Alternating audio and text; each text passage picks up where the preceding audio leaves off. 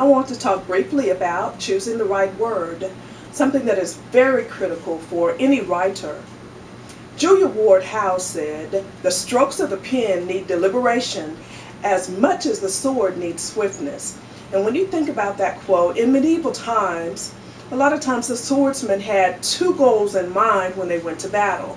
One of them was not to waste any of their movements during the thrust and parry of their use of the sword. And then the second objective they had was to make sure that they had the maximum impact with each thrust that they made. And the writer has the same two objectives in a similar vein. You're not wanting to waste words, and the words that you choose, you want them to have the maximum impact with the reader. And so we're going to discuss briefly the use of synonyms and the different ways that you can find them, how to look at the thought processes that a writer should have when they're making those choices. But we're also going to talk about something called connotations. And the Pre-Composition and Grammar newsletter says careful writers choose words both for what they mean, which is the dictionary denotation, and what they imply. And those are the emotional associations that a word may have.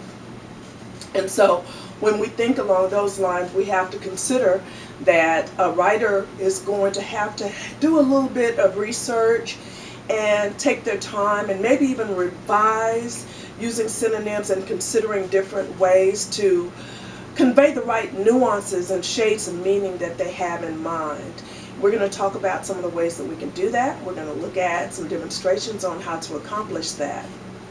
I want to just mention something else, and this is a quote by Mark Twain, and some people may be more familiar with him than Julia Ward Howe.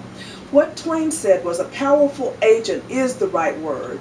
Whenever we come upon these intensely right words, the resulting effect is spiritual as well as electrifyingly prompt."